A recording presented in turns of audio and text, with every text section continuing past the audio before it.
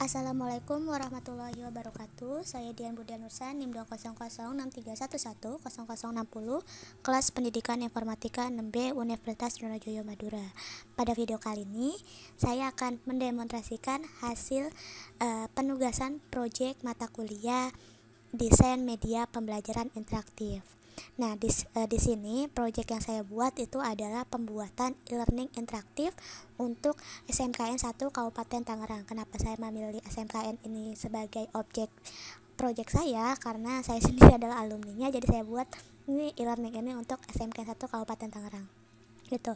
Nah, di sini tampilan awal antarmuka e-learningnya menampilkan logo sekolahan, terus juga menu home. Nah, tampilan ini adalah menu home ya. Menampilkan seperti ini, juga fitur login. Nah, untuk di tengah-tengah di sini LMS-nya ini menampilkan foto profil dari sekolahan tersebut. Fotonya di sini akan bergerak secara otomatis berganti. Nah, kemudian di bawahnya ini menampilkan course-course apa saja yang tersedia di dalam LMS interaktif. Nah, jadi ini adalah tampilan awal dari home sebelum pengguna login ke dalam e-learning atau LMS ini. Jadi walaupun pengguna luar kalau belum login e-learningnya itu tidak akan bisa mengakses course ini. Jadi nanti sistem akan mengarahkan ke dalam menu fitur loginnya ini seperti ini.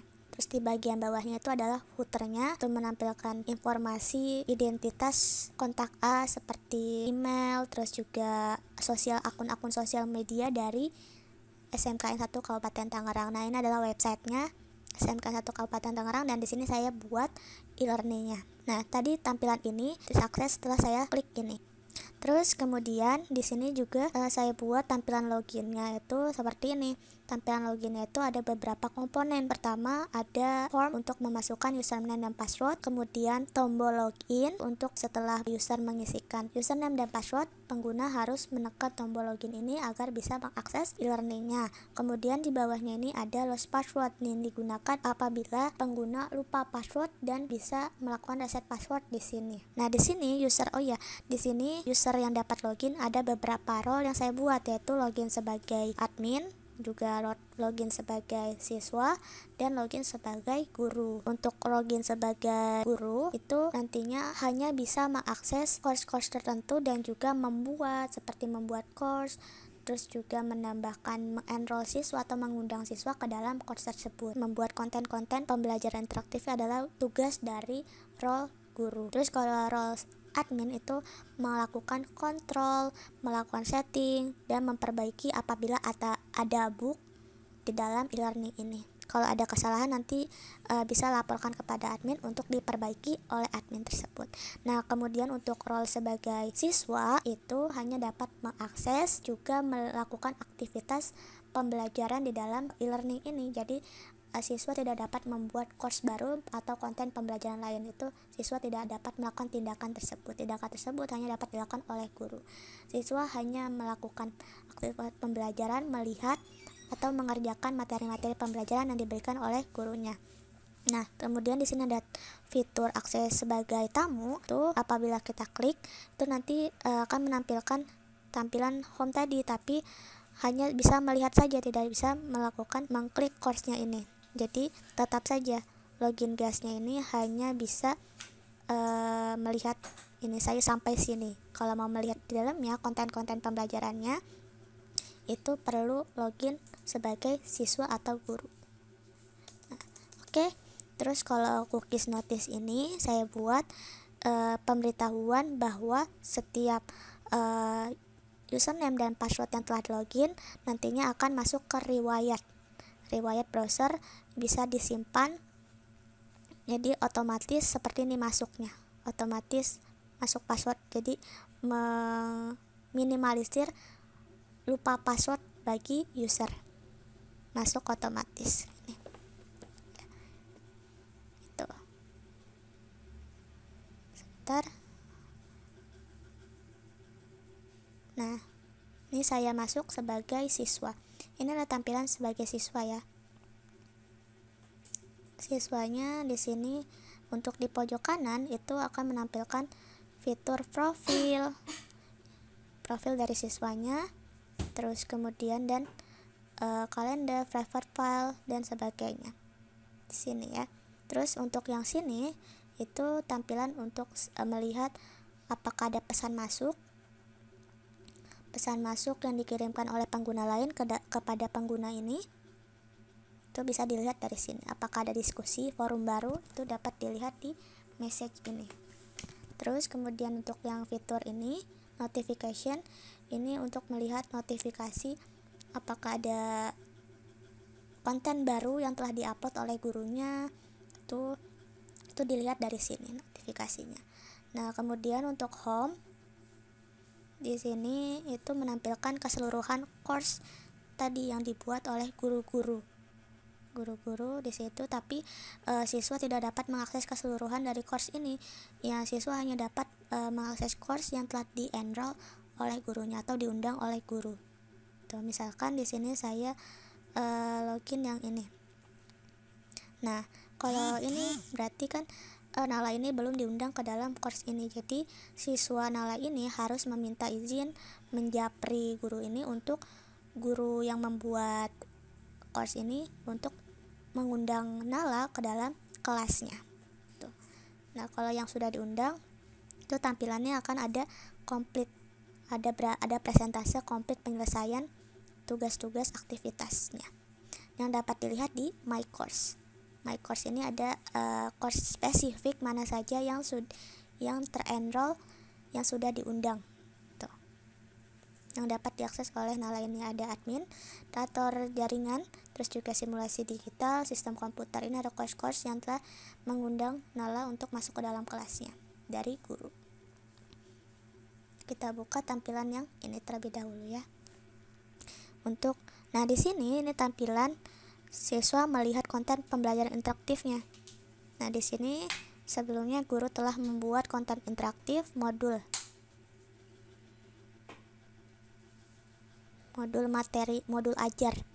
ajar dari sistem administrator jaringan komputer. Di sini konten yang dibuat adalah modul ajar berbasis flipbook. Dapat dibaca oleh siswa seperti ini. Terus kemudian di bawahnya ada video pembelajaran interaktifnya. Di sini yang tersinkron oleh YouTube. Itu dimasukkan ke dalam e-learning ini. Jadi siswa tidak perlu beralih tab atau layar lagi ke dalam YouTube gitu ya. Jadi bisa menonton video ini masih dalam lingkungan e-learningnya ini, tidak beralih akses. Nah, itu untuk konten pembelajaran di dalam course administrator. Kita lihat konten yang lain. Oh iya, di dalam sini juga tadi ada ini konten interaktifnya, itu kuis modulnya. Nah, yang harus diselesaikan oleh siswa. Nah, ini sudah dibuat ya. Kita coba lagi retem. Ada 2 kali percobaan yang boleh dilakukan oleh siswa mengerjakan kuis ini. Nah, ini ada start. Di sini coba kita jawab ya. Misalkan ini, terus next. Nah, teman-teman, di sini juga ada saya tambahkan time life-nya. Ini adalah durasi yang harus siswa kerjakan menyelesaikan kuis ini sebelum waktu ini habis. Nah, terus atau siswa mau loncat ke bagian lain, nomor lain, itu bisa klik ini lalu loncat pada nomor yang ingin dikerjakan. Nah, kalau sudah selesai klik finish, nanti akan menampilkan status mana saja soal yang sudah dikerjakan atau belum dikerjakan. Bisa dilihat di sini.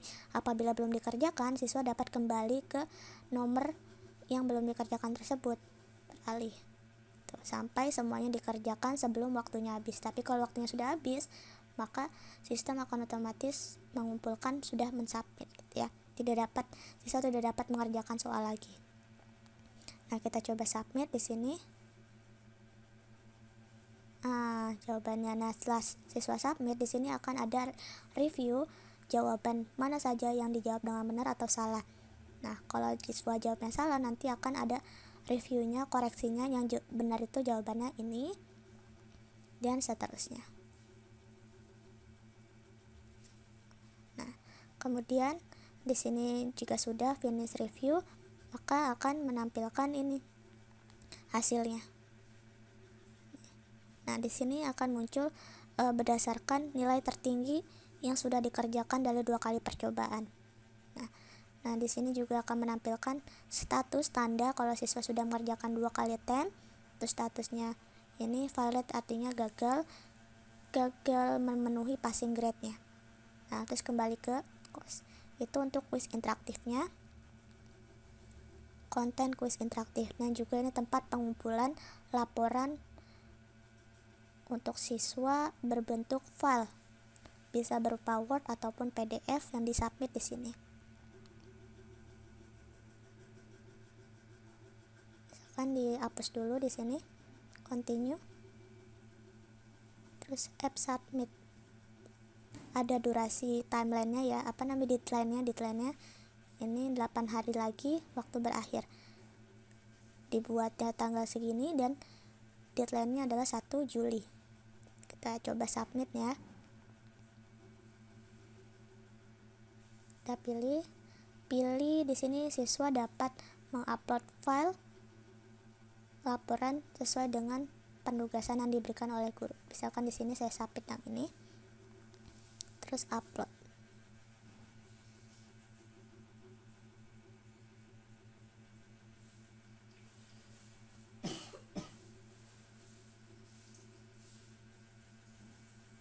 Terus save.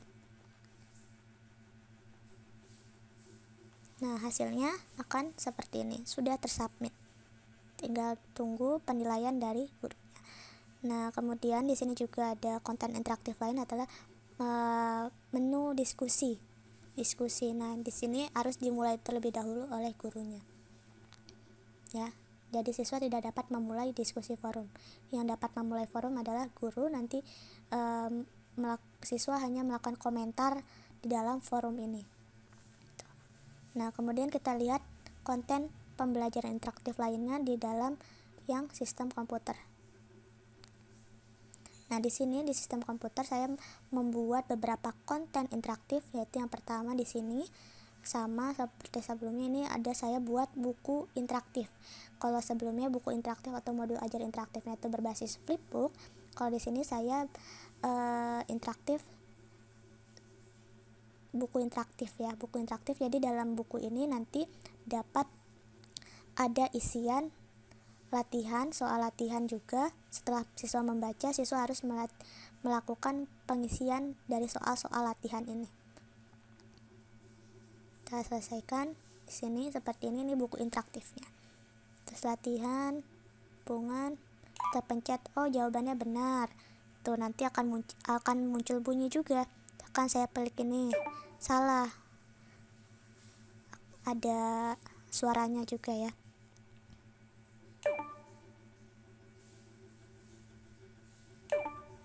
Nah, setelah siswa menjawab, terus siswa dapat menampilkan reviewnya, manakah jawaban yang benar. Nah, di sini. Setelah itu klik submit. Selesai. Nah, itu konten pembelajarannya. Ya, terus kemudian di sini juga saya membuat konten interaktif lainnya. Di sini saya membuat sama ya, flipbook juga, masih flipbook.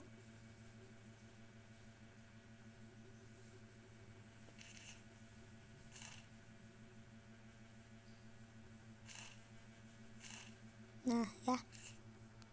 Terus kemudian konten lainnya selain itu di sini saya membuat konten media pembelajaran berbasis drag drop gambar. Ya. Di sini arahannya itu adalah anak-anak diminta untuk mencocokkan gambar sesuai letak jenis perangkat input atau output. Nah, di sini misalkan saya asal aja ya, random.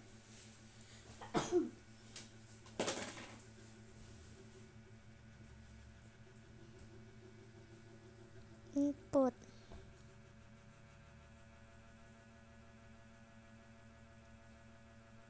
Kita coba cek jawaban yang benar. Nah, ini nanti akan muncul hasilnya seperti ini. Ini benar, jawaban benar. Oh, jadi siswa di sini dapat mengetahui kalau ini perangkat yang benar, perangkat input itu adalah ada mouse. Benar, kalau bikin salah coba diulang lagi, itu harus diulang lagi.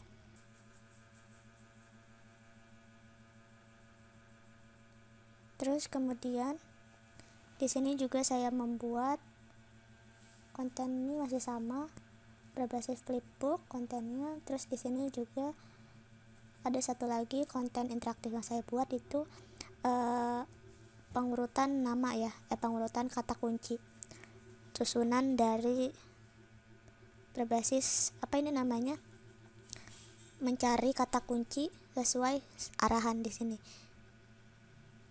Kata kunci dari jenis perangkat lunak, perangkat keras, dan perangkat pengguna. Di sini Ubuntu, kita cari Ubuntu input. Oh, ini ada input device. Nah, kemudian kita cek bisa di sini. Nah, ada 18 yang harus dikerjakan. Semua dari yang ini harus ditemukan. Dari sini siswa dapat mengetahui mana bagian dari jenis-jenis perangkat lunak, perangkat keras, dan juga perangkat pengguna dari berbasis seperti gamifikasi ya di dalam e-learning. Kalau sudah mengerjakan, nanti akan muncul tampilan ini. Ini sudah dikerjakan, ini masih ada belum selesai, belum tuntas. Pilot complete karena mengerjakannya belum sesuai dengan target. Harus ada 18 yang dijawab. Passing grade-nya. Tuh. Terus di sini juga ada tanda menandai sendiri ya, kalau ini sudah dibaca oleh siswa, tanda sendiri oleh siswanya.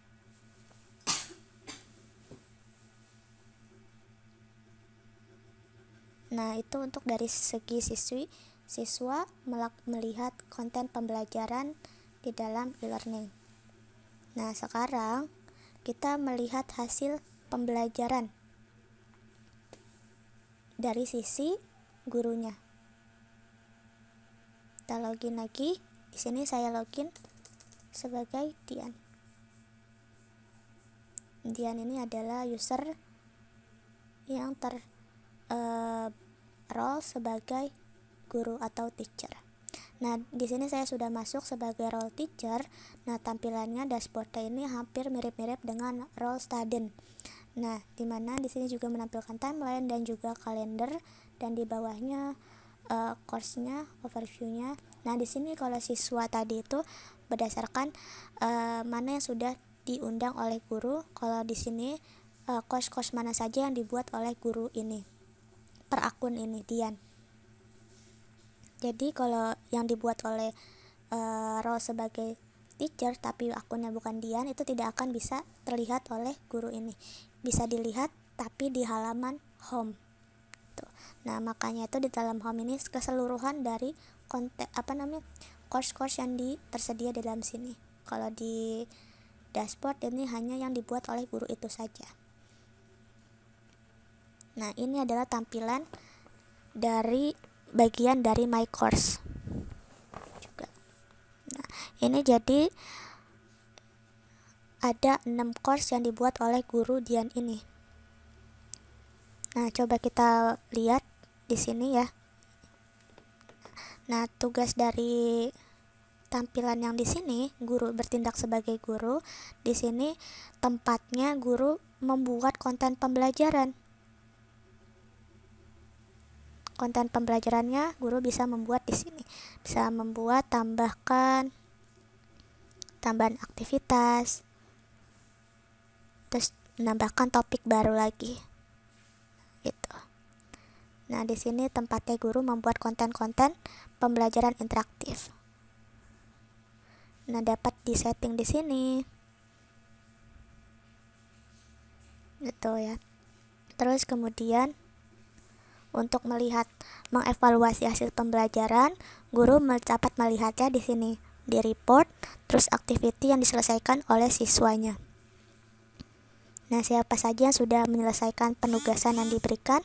Nah, XX ini bahwa tandanya siswa Nala itu belum tuntas menyelesaikan ini, sudah mengerjakan tapi belum memenuhi passing grade-nya itu. Nah, ini terus juga ini belum mengerjakan sama sekali. Tuh, di sini tempatnya guru untuk melakukan evaluasi pembelajaran. Terus melihat ini grade-nya ini dilihat dari sini. Tadi yang sudah dikerjakan oleh Nala itu kan kuis. Nah, hasilnya itu dapat dilihat di result ini. Nah, di sini siapa saja yang sudah mengerjakan. Lihat di sini. Oh, siswa Lulu di sini mendapatkan skor 4. Nah, mana saja jawaban yang benar atau salah. Nah, di sini ada 2 karena diberikan 2 kali attempt, 2 kali percobaan. Nah, yang dimasukkan hanya hasil percobaan yang nilai tertinggi saja. Nah, untuk merekap hasil ini, guru tidak perlu manual merekapnya, dapat mendownloadnya di sini. Nah, hasilnya ini dapat didownload di sini sesuai dengan format yang diinginkan. Apakah berbentuk Excel atau berbentuk PDF atau CSV ya. Bebas. Nah, untuk melakukan rekap penilaian. Ini chart barcode chart datanya dari yang aktivitas yang telah dilakukan oleh siswa. Nah, untuk diskusi tadi itu di sini tempatnya pembuatan konten, pembuatan forum ya, forum diskusi. Di sini tambahkan misalkan diskusi topik 1.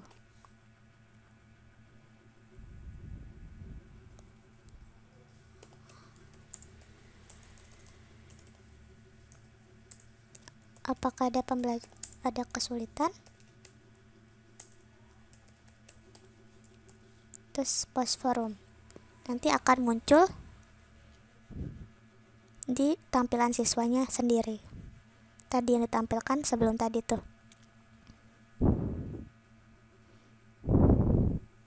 Terus untuk memberikan informasi pengumuman-pengumuman penting. Ini adalah fungsi dari fitur discussion atau forum. Terus kemudian itu saja untuk membackup materi pembelajaran. Terus juga di sini tindakan sebagai guru itu juga dapat mengundang siswanya untuk enroll ke dalam pembelajaran. Misalnya di sini saya ingin mengundang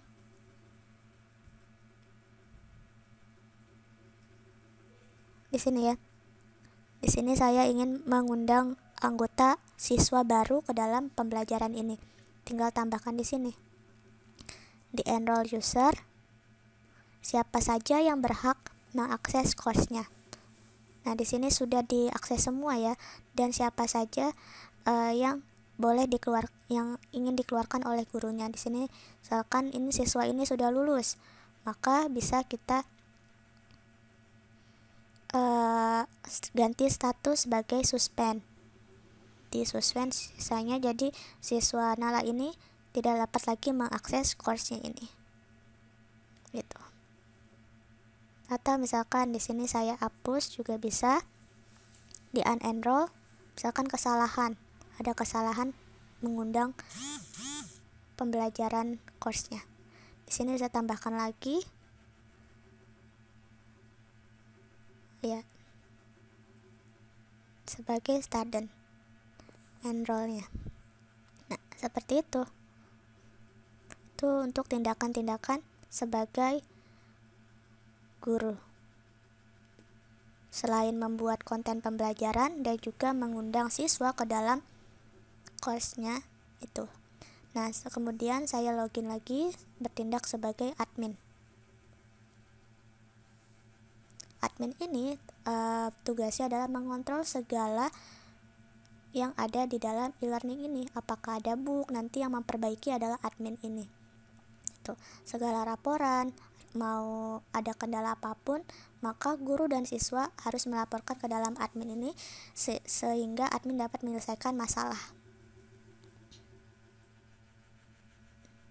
Nah, admin ini bisa melakukan settingan, tampilan, terus mengubah konten-konten pembelajaran juga bisa di sini mengaturnya apa saja, apakah ada pelanggaran bisa dikontrol dari sini. Dari role sebagai admin. Oke, itu saja yang dapat saya sampaikan. Terima kasih. Saya akhiri. Wassalamualaikum warahmatullahi wabarakatuh.